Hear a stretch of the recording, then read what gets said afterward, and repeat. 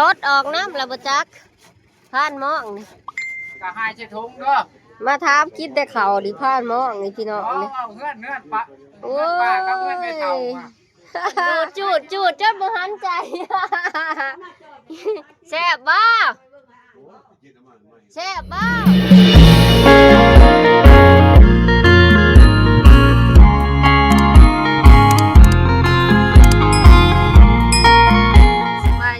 พี่น้องสวัสดีตอนเช้าทุกคนยินดีตอนรับข่าวที่ช่องพุทธดาสาวลาวเก่ามื้อนี้สิไปบ้านผ่านใหญ่เนาะทุกคนเพิ่นสิย่อเฮือนเนาะเฮือนใหม่มื้อนี้ออกใหม่3ค่ำมื้อดีเลยเนาะเพิ่นก็เลยบอกพี่บอกน้องไปซอยกันเฮ็ดกินเฮ็ดอย่างเนาะสิไปย่อเฮือนใหม่เพิ่นเนาะมื้อนี้มื้ออีหยังก็ยังออกใหม่3ค่ำว่ะออกใหม่3ค่ำเนาะมื้อนี้ถือว่าเป็นวันดีแล้วนะกะพากันไปเนาะสิไปแวะเอาข้าวปุ้นก่อนนี่อยู่บันดาลนาเล่าเลยนี่ทุกคนเลยสิมาแวะเอาข้าวปุ้นไปให้เพิ่นสร้างข้าวปุ้นแวะเอาข้าวปุ้นจังสิได้ออกบ้านเพิ่นเนี่ยมาแวะเอาข้าวปุ้น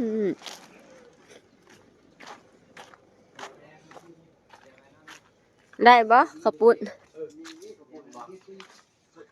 อันนั้นพี่นั่งเน็ตสร้างไว้บ่7 โลบ่แล้ววะเปิดบ่ได้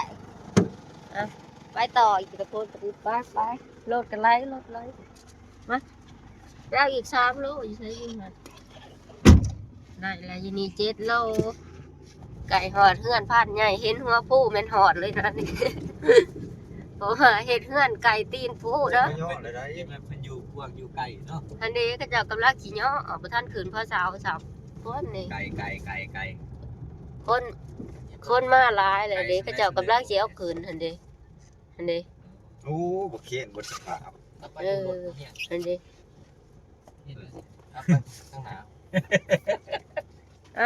ตอนนี้ชะดามาห่อเลยเพื่อนกำลังยุกเสานะทุกคนนี่ใส่โลดนะนี่ใส่โลดยุกเสาขืนเนาะพูดผ่านมองนี่มาแต่เช้าทุกคนเลยเช้ากำลังว่าทุกคนพอดลายตื่นแล้วนะนี่อากาศตอนเสาร์นะทุกคนปัญญาเดือนเท่ากำลังมาหอดพามาเบิ่งเสาบ้านผ่านใหญ่เนาะนักเลอะเลยนี่แต่เสาใหญ่เพราะว่าเพิ่นจึงใส่โลดเนาะคนพอหยกบ่ไหวเพิ่นใส่โลดหยกขึ้นแน่แล้วก็คนแน่ซอยกันเนาะนี่เสาเฮือนผ่านใหญ่ขั้วบาทนี้มาเบิ่งไม่ขั้วบาทนี้ซอยพักซอยบักทั่วแล้วบาทนี้พี่น้องซอยพักข้าวปุ้นบ้านนี่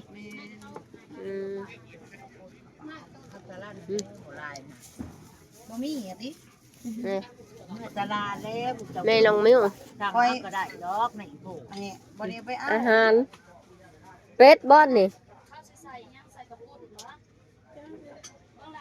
ซีนเป็ดแล้วก็งานปักง่ายทูเอาบุรอดทูเด้อเอาขบุนในกระตาไว้เพราะว่าญาติมันหูมันโอบลอย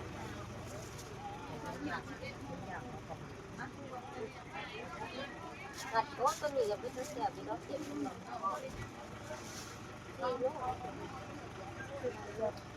ยู่บนด้านเขาแล้วแถวหลังนี้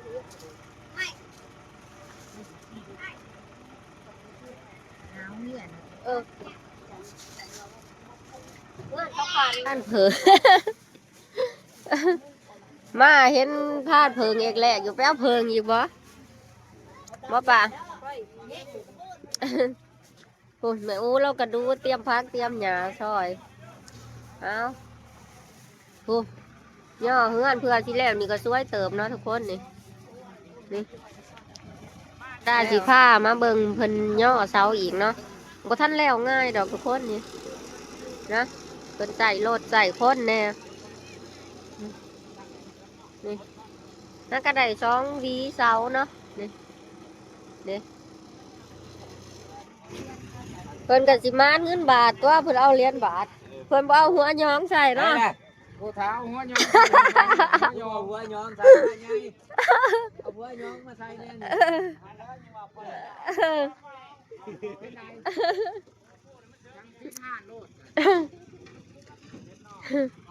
เอาหัวย้องมาใส่นี่นะเหรียญใส่เสาโกดเหรียญใส่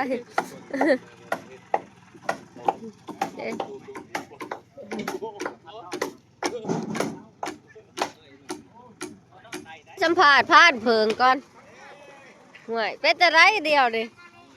ได้จักห้างเพิงวาดดิ เบิ่งได้ดิผมบอกให้ตัดก็บ่ตัดดิบ่จักลายโอ้ว่าตัดผมมันเสียในผ่านเพิงเพิ่นว่าโอ้ยโหดเด้อ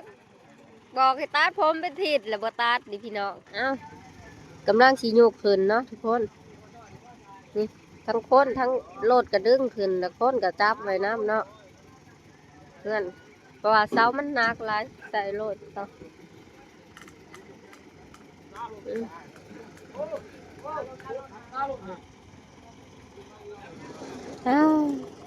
ถือว่า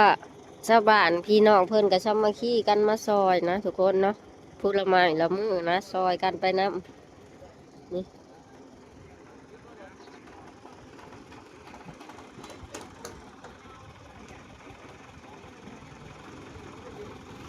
เป็นย่อมาใส่เสาแหลกเลยนะตีนเสาระวังโคมหม้อต้มเด้อทั้งล้างเด้อหม้อต้มเด้อนี่ยังได้ตัวนี้ข้างนะกูมันมาพี่มาเอาไปทางไหนจำแล้วบ่นี่มาเอาตั้งแล้วนะโอเคอันนี้เขาจะว่ามันได้ยังโอเคยังโอเคบัดนี้พันมองปีนไปปั๊มกบเสือกบัดนี้พันมองบัดนี้เป็นไงได้พันเจ้าคนมักปีน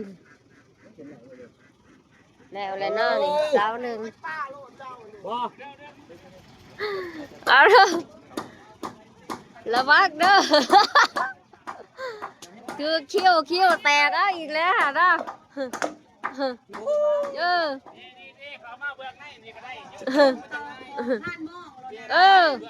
พันมองระวังถือเหลี่ยมคิ้วเด้อแน่โคตรซับปีนแหละสุพรรณมอง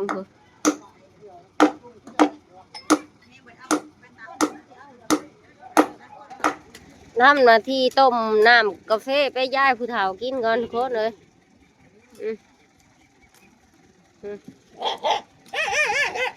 โอ้เพิ่นนั่งอยู่แท่งเลยเอากาแฟมาให้เอาลุงกินแล้วเดี๋ยวกินข้าวเลยจะน่อยกินข้าวเลยเนาะ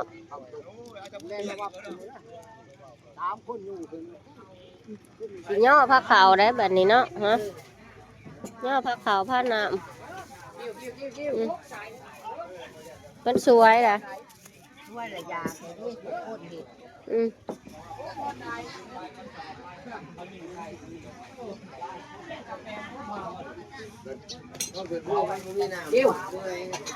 ได้ผ้าขาวเรียบร้อยนี่เอากิน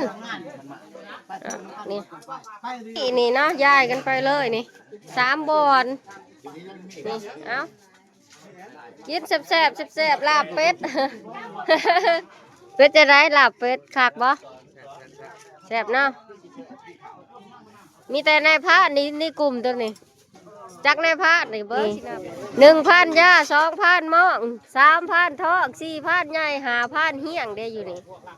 คนเลยเอากินเขาก็สิมากินข้าวคือกันได้บัดนี้ย่อข้าวเรียบร้อยแล้วเนาะเขาก็หิวข้าวแล้วกินคือกันบัดนี้เนาะฮะโอ้มาเด้อ ต้มว่า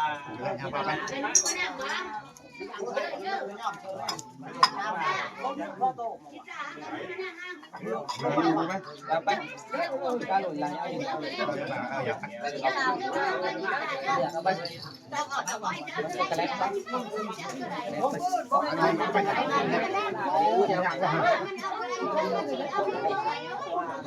ยังไงบ้าง ก็ตัวเขาวัด ข้าวปุ้นซีมือเมียพาดไงนี่แซ่บเด้อทุกคน บ้านนี้เกิดแพ้อี กิ ก นข้าวอิ่มแล้วกินข้าวปุ้นต่อ ร่มต่ออีก อืม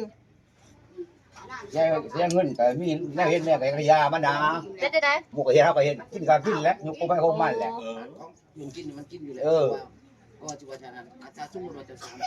มน้ำทับ เอาบอกว่าก้อยให้ไหมเนี่ยฮะ วิธีฉันมันเคออกมานึง ธรรมดามันก็มีพิษดีแล้ว เพราะว่าถ้าเพื่อนมาพูดมันบ่มีแพ้ ฉันอยากกินข้าวเลยนี่เขากินอิ่มเลยก็ให้ห้อยกินเอาดีล่ะลิงอีห้อยอยู่ของพันจิตนี่เนาะเป็นเลี้ยงกิน ลูกโป่ง อยากกินนมวะ ลูกโป่ง ฮะ ลูกหอด จะกินนมกล่องโอ้ยนี่บางหานมันบ่อยากข้าวมันอยากนมนี่เอาผู้นมนี่ผู้ไว้อีผู้ดูดกินคือคนนี่นะทุกคนนี่เบิ่งแน่นี่โอ้ยเอาข้าวให้นี่ปัดทิมผู้นมผู้ดูดจูดจนบ่หันใจ แซ่บบ่แซ่บบ่ กินแน่เฮ้ยเบิ้ลแล้วเฮ้ยกินแน่เฮ้ยโอ้โหเพิ่นได้กินนมผู้ วันนี้พี่ ผู้กินแน่เอาข้าวให้เพิ่นบ่กินนะนี่เพิ่นอยากนมนี่กินแน่เฮ้ยมากินแน่เฮ้ยกินแน่นะเฮ้ยนมเพิ่นเฮ้ยหลังจากที่เพิ่นกินข้าวกินน้ำอิ่มเพิ่นก็มาย่อเสาต่อเนาะทุกคนเพราะว่ามันบ่แล้วนี่เด้ได้คืนเลยซองอันนี้เนาะซองกีบนี่ได้6ต้นละนี่เนาะย่างตัวนี้บัดนี่ย่างตัวนี้อีก1 2 3ยังอีก3ตีนเนาะทุกคนเนาะยังอีก3กีบเสาเนาะเพิ่นก็เอาขึ้นต่ออีกนี่อันนี้แถวที่3นะนี่กำลังขึ้น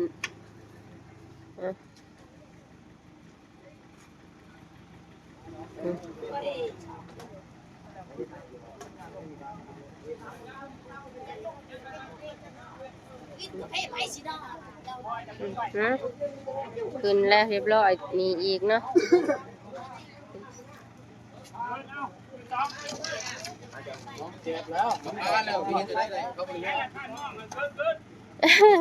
ไอ้แต่ได้พาดได้ขึ้นเนาะ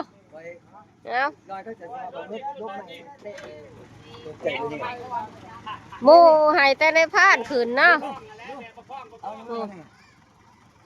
เอามันดีดแล้วคืนนะ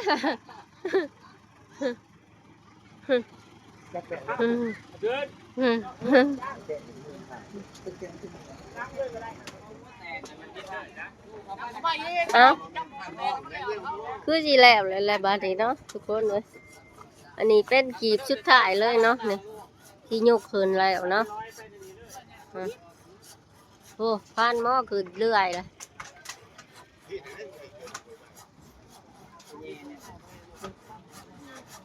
จับเล่าไก่สำเร็จแล้วฮะตดออกน้ำระเบิดจักพันหม้อนี่ไก่สำเร็จเลยทุกคนเลยย่อเฮือนเนาะ ก็หายใส่ถุงเด้อ มาถามกินแต่ข้าวดิพานหมองนี่พี่น้อง เอา นี่ เอาเงื่อนปะ โอ้ เงื่อนปะกับเงื่อนไม่เท่า ย หายใส่ถุงเอา เอาใส่ท้องเด้อไปให้เราเด้อเออเออ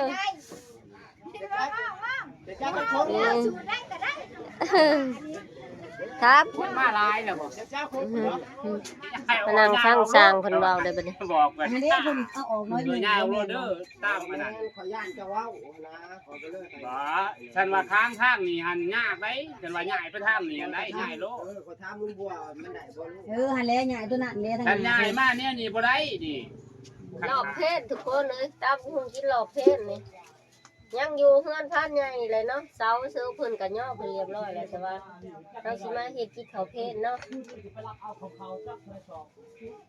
เดียวอ่ะไปรักมันเขาอยู่กดหน่อยนี่เขาก็สร้างไป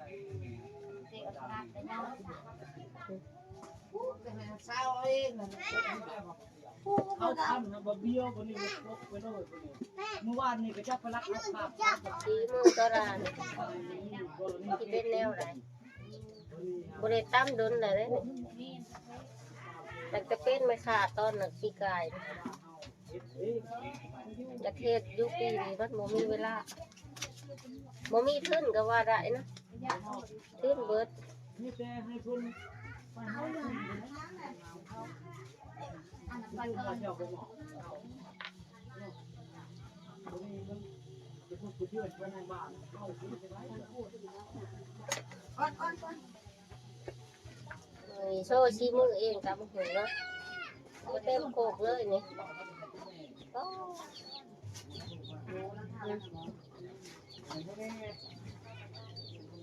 เต็มโคกพอดี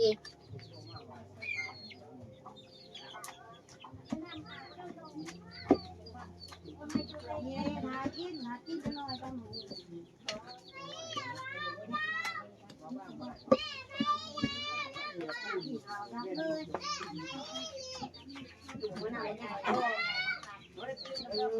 ตามบ่ได้ บริกินมาตามอันนี้แม่บ่อยเอายุบเอาไม่กระ เอา ปุก มา มา เบิ่ ตาง ม กระซ่าทำหาพี่นะตามบ่ได้ละ เนี่ยได้ สิซ่าออกมา นี่เดียวนี่คนนี่ตามแบงเอากระปุกมาตั้ง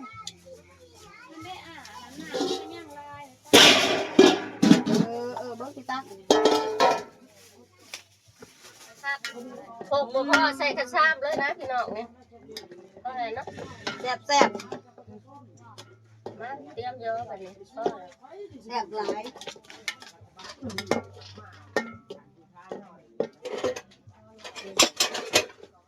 เฮ็ดเลยตามใส่กระซ่าเลยทุกคน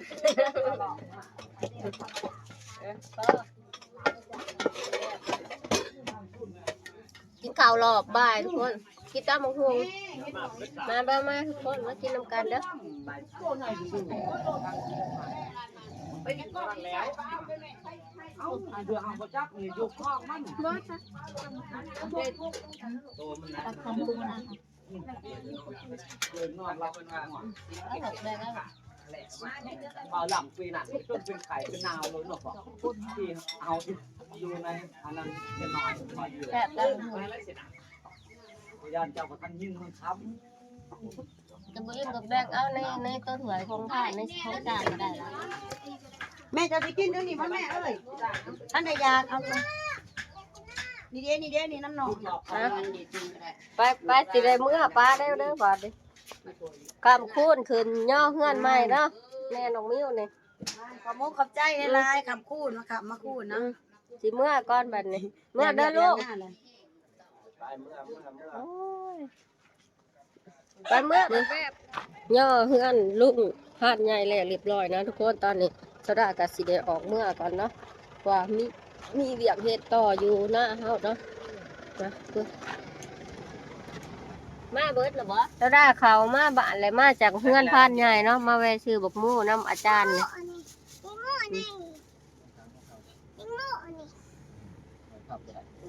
เราได้ขายได้เด้อแล้วเอามาฮะขันมันเมื่อวานมันมาส่งคืน ได้ มาเปลี่ยน ใหม่ก็ได้ โอเค เมื่อวันบ่ซุกมาเอา ขอบใจไปก่อนละเบา วันนี้มันบ่สุก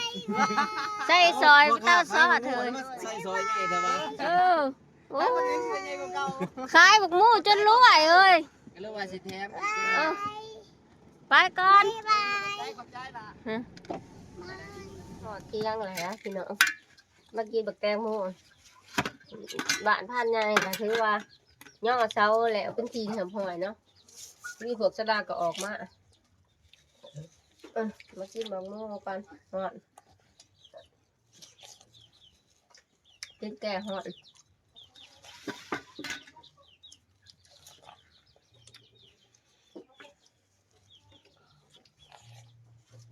ไหนเรื่องจะเสาหัวนี่มันก็เห็นค่ะใช่สิมิเรื่องไหนจะเอาให้ไก่บ่ให้มันไม่เรียกว่าบ่ให้ให้จะได้ร้านเอาไปซื้อเครื่องเบิดของอาหารยังบ่พอเอาเงิน3 ล้านขอดกระบ่มีพอกินอาหารยังบ่พอซื้อเครื่องมื้อเพราะมันสิมีเวียมีแต่เอาเงินไปให้เขาเจ้าบ่เคยได้บ่เคย ปีนึงบ่ยังปีนึงบ่ยังเราคอยบ่ไหวคอยยังบอกว่าผู้ชายเอาเราไปนักสูงก็บ่ทนนะก็ตรงนี้อันยังบ่ได้เปลืองเท่านั้นบ่ได้เอาเงินนำแม่เอาให้ดีกระดาษก็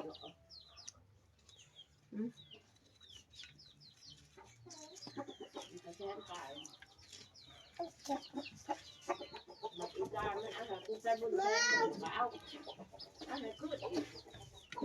แค่บ่ เอาฮะ รถเอียงแทนข้าวมันแย่อีกมันมีเงินลูกคุณจะแทนเนาะ